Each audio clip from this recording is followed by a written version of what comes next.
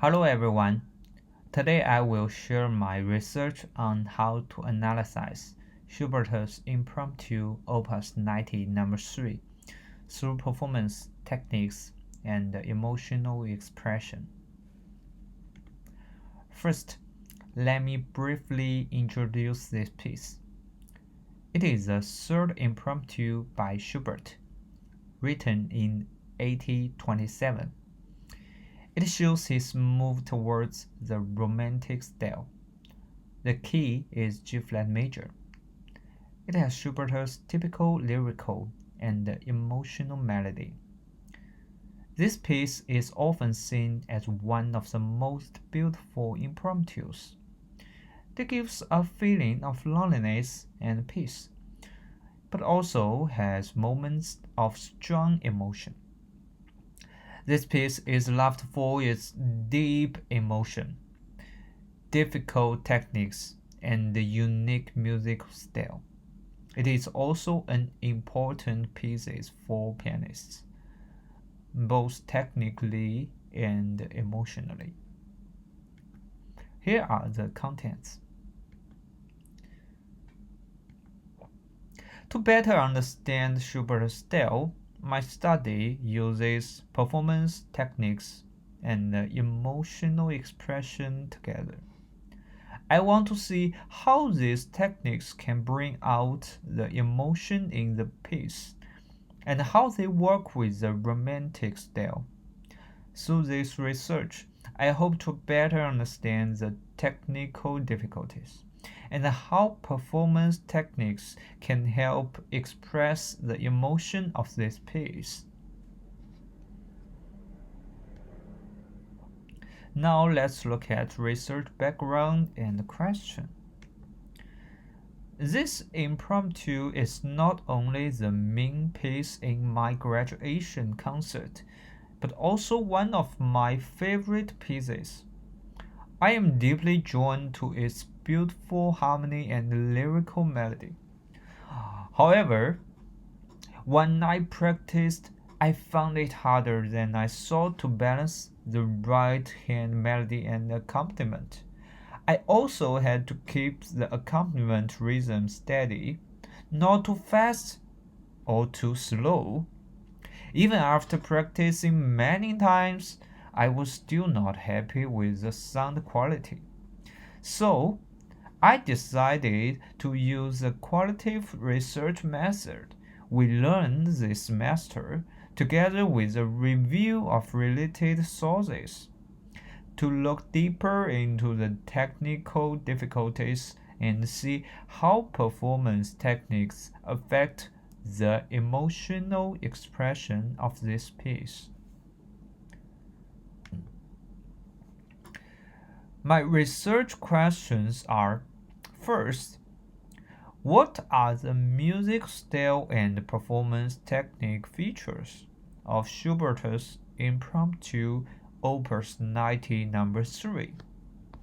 Second, how can we use performance and emotional expression to experience and understand romantic music, and then use that to interpret Schubert's music?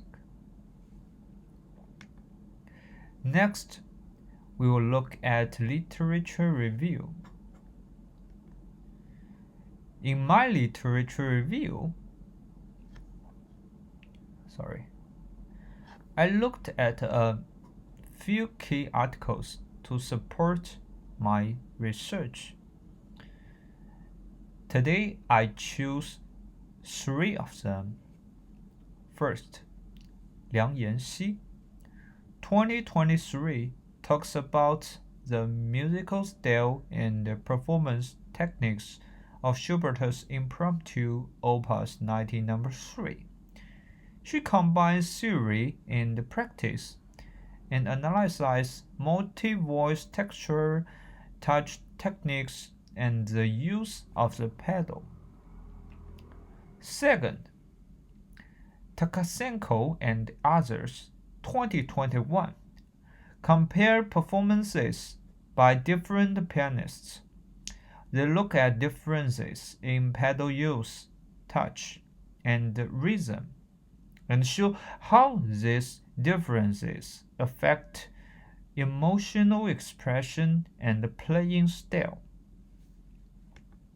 Third, Yuan Ming, 2025, does a deep analysis of the artistic features and emotional value of Schubert's Impromptu Opus 90. She highlights how the lyricism, harmony, rhythm, changes, and key changes all shows the romantic style. These sources give me useful ideas for understanding the performance techniques and emotional expression in Schubert's Impromptu Opus 90 No. 3.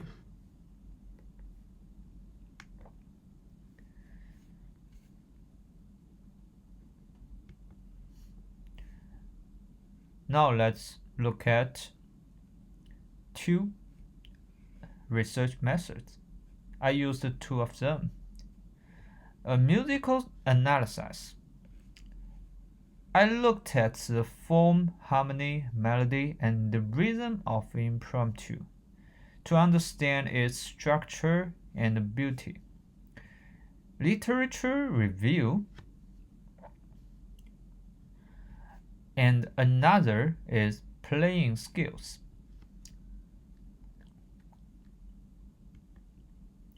Now, let me begin with the overall form of this impromptu. As shown in the table, the piece is structured in four main sections: A, B, A1, and a coda.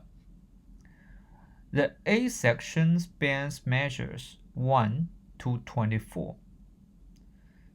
The B section from measure 25 to 51. The A1 section from measure 52 to 74. And the coda occupies measures 75 to 87. Section A has three phrases: A, B, and B1. Tonalities: G flat major to C flat major and back to G flat major. Section B contains phrases C, D, and a short A.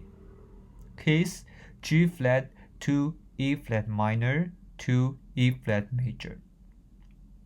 A1 records A with variation. Phrases A and B2.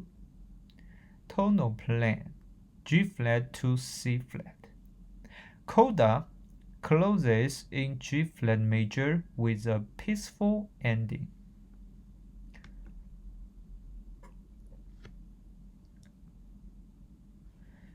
Now, let's look at the melodic features.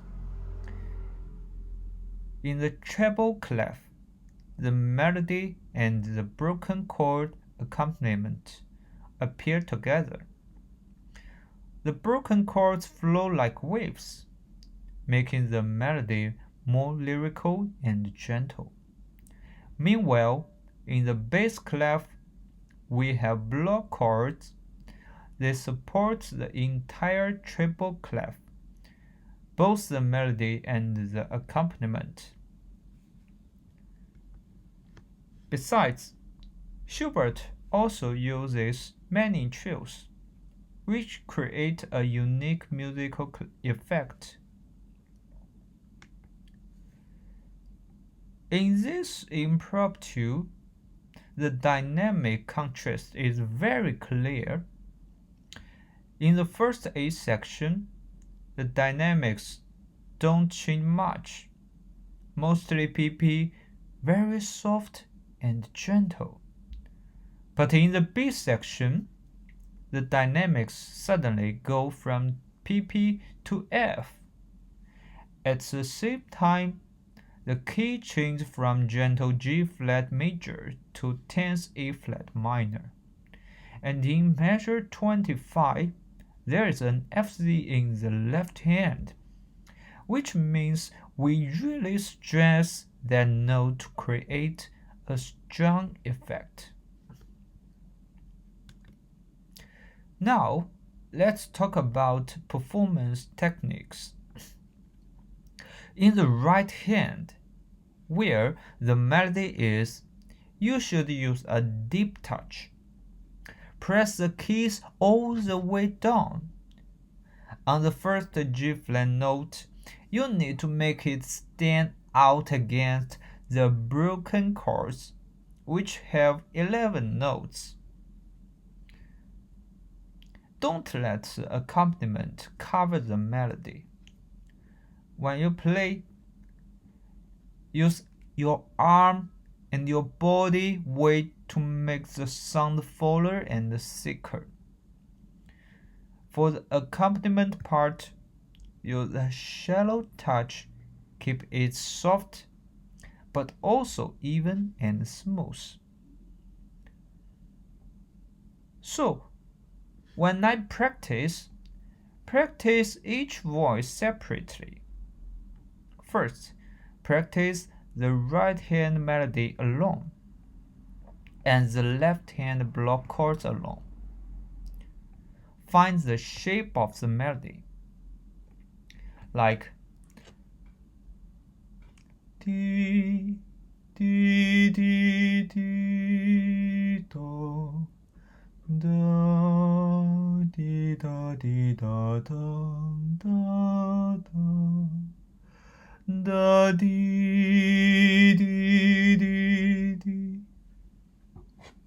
Also, practice the broken chords by themselves and do it slowly. Once you feel more comfortable, then put the melody and the broken chords together in the right hand.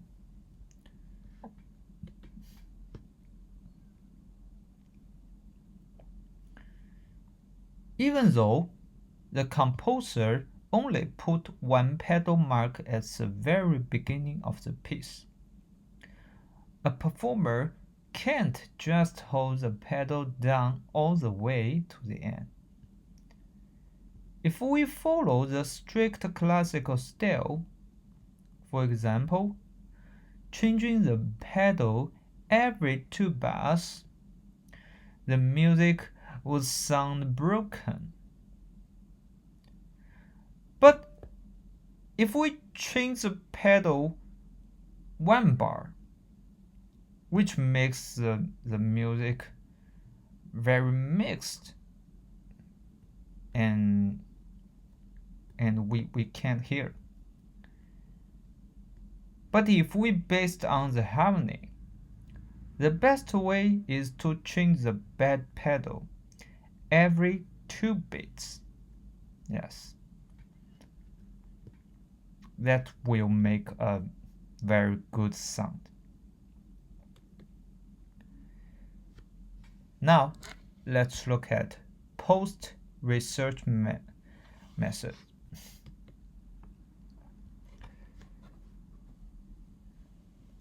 In my post-research methodology, first, case analysis. I choose the recorded versions of 3 pianists for analysis and comparison. And musical lecture. I will use my theoretical knowledge and my own playing experience to teach a student so that student can learn the playing style and techniques of this piece and further deepen my understanding of this piece.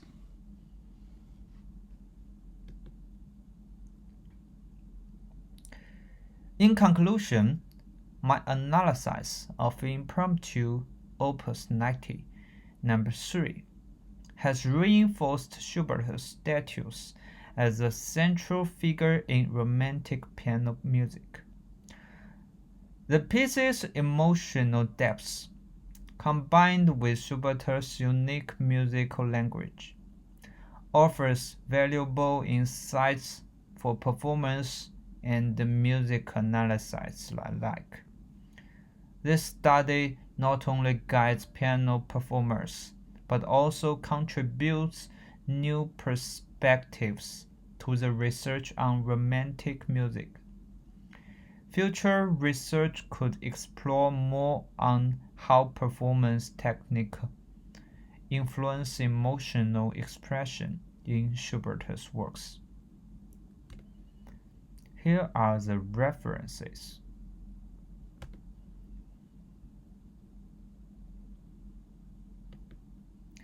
Thank you for your attendance.